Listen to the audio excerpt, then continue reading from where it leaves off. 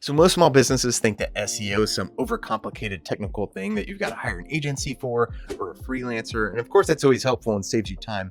But honestly, it comes down to routine maintenance and simple things that you can do yourself over time. And there's definitely a lot of ways to overcomplicate it. And there are some advanced SEO strategies. But today, we're not going to overcomplicate it. I'm going to show you the 10 simple things that you can do yourself to improve your search rankings. And honestly, things that every business owner should be doing. I'll cut down on the fluff and the technical jargon, so let's get into it. Fluff, technical jargon.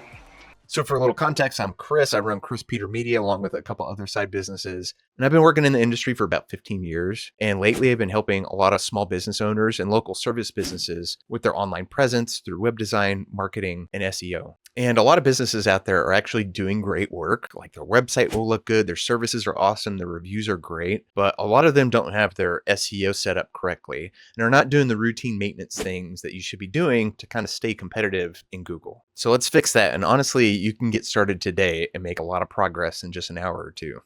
But I want to shop online and I want to start over. Before you go chasing rankings and worrying about where you're showing up in Google, first off, clean up your online presence. So that means checking all your Google business profile, all your social media accounts, any other listings you might have like Yelp. And they all should say the same thing. Similar description, business phone number, address if you have it listed. Make sure it's consistent across every listing. So here's a quick test that you can do to check your current standing. First off, just simply Google your business name. Hopefully it shows up at one of the first results. Double check all your information that comes up when you search your business name. And then after you do that, type your business name plus your city or state. So ideally, you should be serving a certain area. It really helps with SEO and marketing and advertising. But I know some of you may have national services, but especially if you're just starting off, narrow down to at least your state. And so anyway, if you see outdated information or old listings that aren't relevant anymore, fix those first. Google actually has a trust rating, and if it sees your business being listed differently across different websites or platforms, it's confusing for the search engines and also for your customers.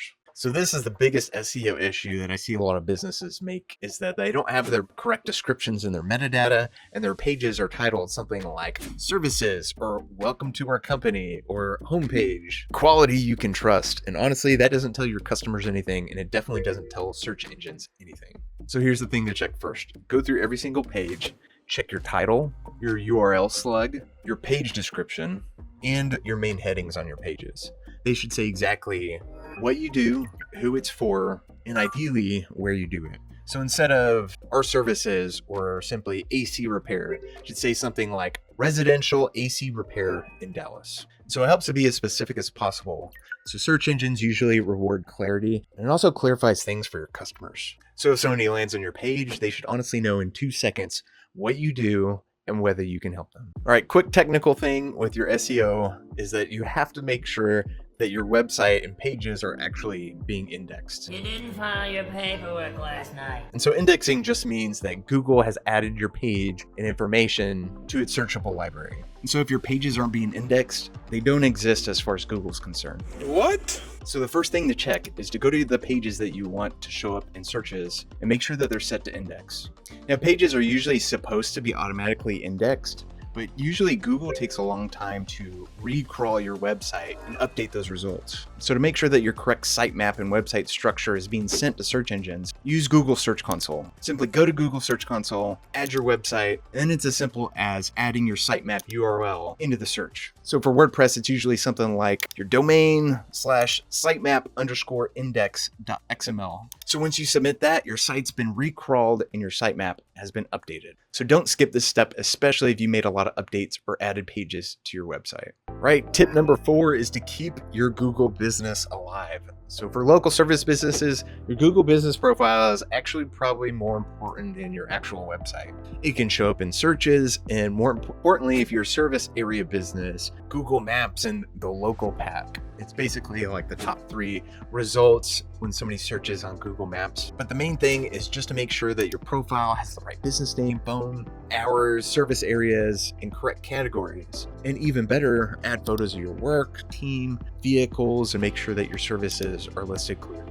continuously add photos every month. I think that Google even is able to detect geolocation from where you upload photos. And so if you're on a job site, go ahead and take a few photos and upload them to your Google business profile and respond to reviews within 48 hours. And so Google is seeing if you're an active business, and if you haven't touched your Google business account in a couple years, Google might think that it's not active or credible anymore. So do the small things, keep it updated, add photos, and respond to reviews quickly. This is a super underrated SEO strategy. And honestly, I think Google is secretly giving precedence to people that are using their Google Post platform. It's underrated. So do the Google posts on your Google business profile. Google lets you post updates. You can do seasonal reminders, recent projects, special offers, helpful tips, or even just showcasing a service of your business. This not only is another opportunity for your customers to see your work, but also it gives Google a few extra keywords to work with when it's trying to determine what your business does and who it serves. So don't overwhelm yourself with it. Start small. Start with something like 2 Google posts a month, and that's it. It's not its own community or social media platform. You're just trying to keep your profile looking active and give your customers more reason to trust you. If you really want to improve your website SEO, write helpful blogs. Blogging is not dead. And I think there's a lot of AI crap out there right now. In my opinion, Google is going to start, if not already, implementing AI checkers and pushing down AI junk that's out there and giving precedence to original content. Now, you can, of course, use AI to help improve what you've already written, but write something bad if you have to. Put your experience in there, your thoughts. Useful blog content still works, and it actually helps improve businesses' credibility, showing up in search results, and even getting recommended by AI searches. So you know your subject matter, you know the questions that your clients potentially have. So use those questions as blog topics. So don't overwhelm yourself. Start small. Start with 2 blogs a month. Answer one real customer question. Explain it clearly. Make sure you update your metadata on your blog and add a call to action to it. So that's enough to build up real momentum, add credibility and content to your website. So if you're new to SEO, this is something that you may have not heard about, but it's to build legitimate citations and listings and backlinks. So a citation is kind of like a phone book. It's just a listing of your business, and backlinks are when other websites link to your website. And so both of those things build credibility with Google and give your customers more opportunities to find you. So make sure your business is listed in the obvious things like Google, Yelp, Better Business Bureau, your local chamber of commerce, and even look for industry-specific directories that you can get your business listed on. One tool that makes this a little easier is using a tool like Bright Local. And future videos will go specifically in how to do this and what tools to use to get your business listed automatically and getting your business listed in vendor or partner directories. So the next tip for SEO is to use AI as an assistant and not your author. So AI tools like ChatGPT and Claude are good about trying to weave in keywords and helping you optimize for SEO, but don't let AI generate your blog or content from scratch. Search engines are getting smarter about detecting AI content, and so are people. You'll just end up with the same generic stuff that every other business is doing. So write your ideas down rough in your own words, add in your own experience, testimonials, then use AI to clean it up, tighten, and optimize for SEO. So AI should be your editor and not your author. So as far as optimization goes for SEO, it's to track leads and not just the traffic. SEO results do take quite a bit of time. Usually you start to see improvement over the next coming months after you make major changes. But once you start doing this stuff, you do need to track what's working and what's not to continue to improve. So fortunately, the main tools that you'll need are actually free. So start with things like Google Search Console and Google Site Kit. They'll tell you what people are searching, what pages are getting the most clicks, and even where the traffic is coming from.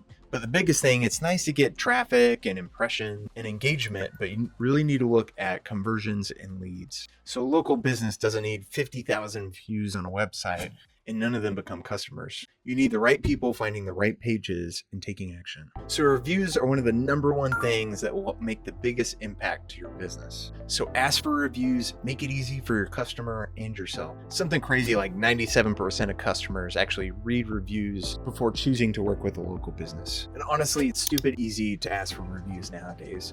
Google has a direct review link that you can send to your customers to ask for a review. And your customers are busy. Sometimes you will have to send and ask for it multiple times. Send it in an email, email, send it in a text, include it in your invoice follow-up, and even better, to make it easy on yourself, you can actually automate the review process. Use a tool like Go High Level or another CRM to send a request automatically when a job is completed. And don't forget to actually reply to your reviews on Google, positive and negative reviews. Customers do tend to read the review responses just as much as the reviews themselves. So that's really it. The 10 essential things that you should do to improve your SEO. Clean up your online presence, fix your website basics, get indexed, optimize your Google business profile, post on it, blog with real experience, build legitimate listings and backlinks, use AI as an assistant, track leads, and get reviews. And I know a lot of these things aren't glamorous and most of it is actually maintenance, but none of it requires a coding degree or advanced knowledge. So if you want the full breakdown along with a few additional prompts, I have a link in the description to the blog I wrote about this. Share a little bit more on examples and the tools that I use to do some of this. And honestly, if you don't have time to do SEO or web design, I do this stuff for local service businesses. Feel free to reach out to me anytime. If this was helpful, drop a like, hit subscribe, and I'll see you all in the next video. And as always, happy creating.